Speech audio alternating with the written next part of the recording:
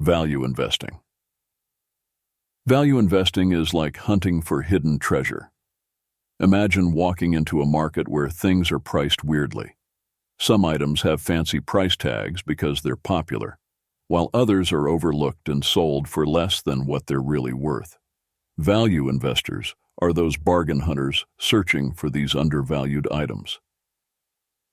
They look for strong companies whose stock prices don't reflect their true worth due to short-term issues, like bad news headlines or market mood swings. The idea is that the market will eventually recognize the company's true value, and the price will rise, rewarding the patient investor. To succeed, value investors do their homework, digging through financial statements and analyzing company fundamentals. They're not distracted by the noise of the market. They believe in their analysis and wait for the market to catch up. It's like buying winter coats in summer. It might not be popular, but when winter comes, you're prepared and ahead of the game. This approach was popularized by investors like Benjamin Graham and Warren Buffett, who compare investing to buying a dollar for 50 cents. It requires a good understanding of financial analysis and a strong belief in one's convictions. Growth investing. Growth investing is like planting a seed of a rare plant and watching it grow rapidly, outperforming all the other plants in the garden. Investors who follow this strategy look for companies with strong potential for future growth, even if their stock prices seem high compared to their current earnings. They're not buying a snapshot of today. They're investing in tomorrow's picture. These companies are often in the tech or healthcare sectors, where innovation drives rapid expansion. Growth investors are on the lookout for signs like rising revenues, expanding markets, and innovative products that could lead to above-average returns. They're willing to pay a premium for stocks because they believe the company's earnings will grow significantly, making today's high prices seem cheap in the future. However, this strategy carries higher risk. If the expected growth doesn't materialize, the stocks can fall sharply. So growth investing is a bit like surfing. Catch the right wave, and you ride to the shore in triumph, but choose the wrong one, and you might wipe out. It requires a strong vision for the future and an appetite for risk. Click subscribe to this channel to get more topics you love. Income investing. Income investing is akin to having an orchard that consistently bears fruit. Instead of selling the trees for a one-time profit, you enjoy the steady supply of fruit season after season. This strategy is favored by investors who prefer a regular flow of money, which comes from dividends, in the case of stocks, or interest payments from bonds. Income-focused investors look for stability over high growth. They tend to lean towards companies with a history of paying dividends or bonds with reliable interest payments, often in sectors like utilities or consumer goods that aren't as flashy as tech but have a steady demand. They're the financial equivalent of a consistent, reliable friend who's always there for you. This approach is particularly appealing to retirees or those who need a regular income stream to pay their bills. It's like having a tenant in a rental property who regularly pays you rent. The key is in selecting investments that not only provide income, but also have the potential for capital preservation over time. Income investing isn't about striking it rich quick. It's about building and maintaining wealth steadily and surely, with the comforting rhythm of regular checks coming in. Momentum investing. Momentum investing is like catching a wave and riding it to the shore. Investors using this strategy look for stocks that have already begun to move upwards in price and jump on board, hoping to ride the wave of enthusiasm before it crashes. They're not as concerned about why a stock is increasing in price, only that it is, and that it might continue to do so for some time. Momentum investors rely on technical analysis, which involves looking at past market data and statistical trends rather than fundamental analysis. which looks at the company's financial health. They believe that stocks with strong past performance are likely to continue performing well in the short term due to investor sentiment and market psychology.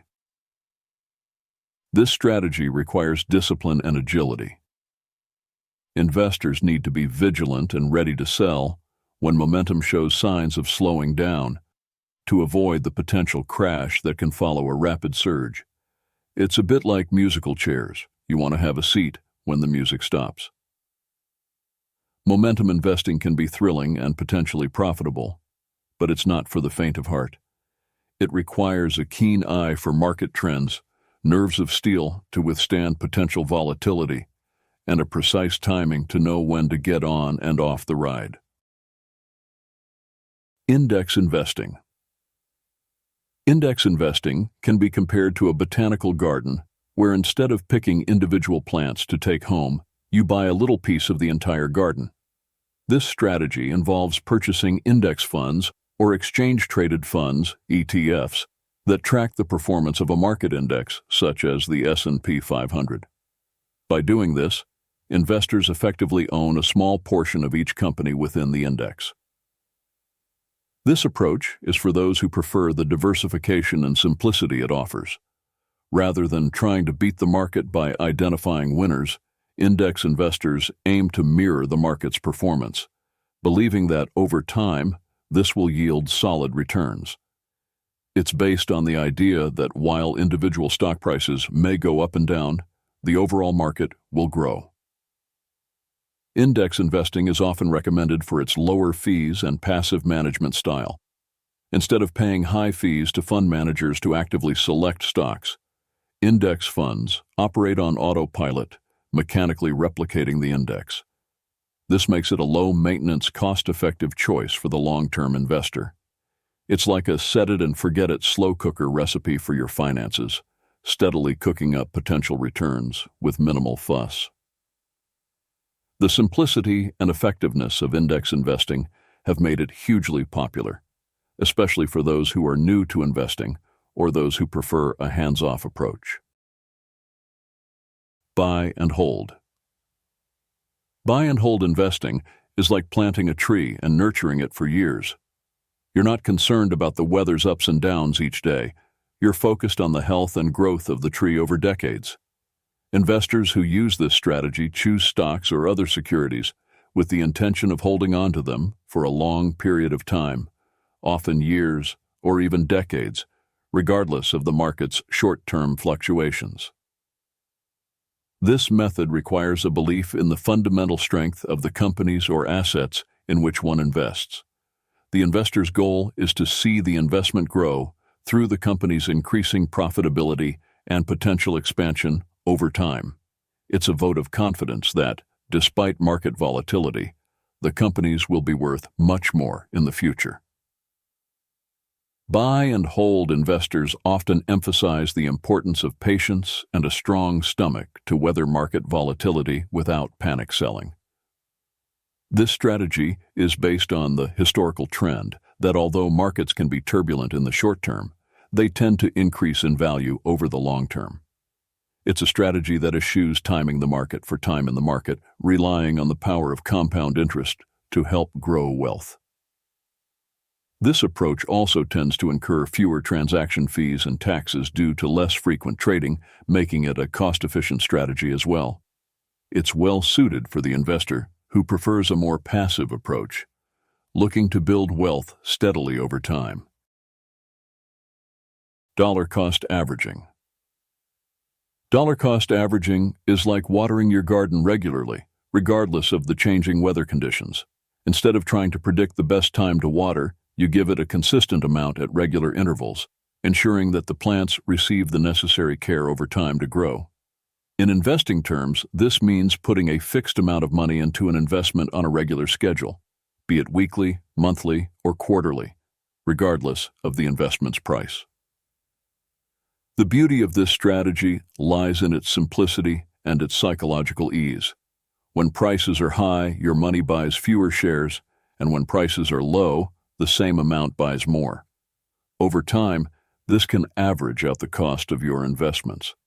It's a method that reduces the risk of investing a large amount at an inopportune time when prices might be at a peak. Dollar cost averaging is particularly useful for investors who might not feel confident about their timing in the market, or who wish to avoid the emotional stress of investing large sums in a volatile market. It's a disciplined approach that helps investors stay the course and potentially lower the impact of market volatility on their portfolio. This strategy is also beneficial for those who are looking to invest a portion of their income regularly. It automates the investment process, making it easier to build wealth gradually without having to actively manage purchases. Dollar cost averaging is like the tortoise in the race. It's not about speed, but consistent, steady progress toward the finish line. Contrarian investing. Contrarian investing is like zigging when everyone else zags. It's a strategy that involves going against market trends, buying stocks when others are selling in fear, and selling when others are buying in greed. Contrarians believe that the crowd is often led by emotions rather than logic, which can cause stocks to become undervalued or overvalued. Imagine walking into a store on Black Friday, and instead of rushing towards the sale everyone's fighting over, you pick up the high-quality item no one's noticing, which is marked down simply because it's not the trend. Contrarians look for these kinds of opportunities in the stock market. They search for companies that may have been beaten down due to bad news or a temporary setback, but still have strong fundamentals. This approach requires deep analysis, conviction, and the patience to wait for the market to recognize a stock's true value. It's not for the faint-hearted because it often means going against the prevailing sentiment and can take time to pay off. But for those who do it right, contrarian investing can lead to above-average returns. Sector investing. Sector investing is like a gardener specializing in a particular type of plant. Instead of tending to a wide variety of species, this gardener believes that focusing on one category, say orchids, will yield the best results due to their expertise in that area. In the investment world, this means concentrating your investments in specific sectors of the economy that are expected to outperform the broader market. This strategy requires an investor to have a strong understanding of economic cycles and the ability to identify sectors that will benefit from those cycles. For instance, if you anticipate a technological boom, you might invest heavily in tech stocks. Or, if you predict a rise in infrastructure spending, you might go for construction and material stocks. However, this focus also increases risk. Just as a garden of only orchids would suffer from a disease affecting that species, a portfolio focused on one sector can suffer from industry-specific downturns. Diversification within the chosen sector and a keen eye on market trends are crucial to navigating these risks. Sector investors aim to capitalize on the growth potential of high-performing areas, while attempting to avoid industries in decline. The challenge lies in accurately predicting which sectors will thrive and which will not, and in timing those investments correctly. Quantitative investing. Quantitative investing is akin to a chef who cooks by a precise recipe, measuring ingredients to the exact gram to ensure consistent results. In the financial market, this chef uses mathematical models and algorithms to identify trading opportunities, relying on statistical data rather than intuition or traditional analysis. This strategy leverages the power of computers to crunch large datasets, seeking patterns, correlations, and other statistical insights that are not easily visible to the human eye. Quant traders might look at historical price data, financial reports, or even social media trends to inform their models. The appeal of quantitative investing is its objectivity. It's based on hard data rather than the subjective judgments of human investors. This can potentially lead to more disciplined and systematic investment decisions, reducing the emotional biases that often lead to market mistakes. However, quantitative investing is not without its challenges. Models can be complex and require constant refinement to adapt to changing market conditions. Plus, historical data isn't always a reliable predictor of future performance. Despite these challenges, when done well, quantitative investing can uncover opportunities that might be missed by traditional investors. ESG, Environmental, Social, and Governance, Investing. ESG investing is akin to choosing groceries not only based on nutritional content, but also considering the environmental and ethical impact of their production. Investors who adopt ESG criteria believe that the companies taking care of the planet, positively impacting society, and practicing good governance are poised for long-term success. Environmental criteria look at how a company performs as a steward of nature. Social criteria examine how it manages relationships with employees, suppliers, customers, and communities.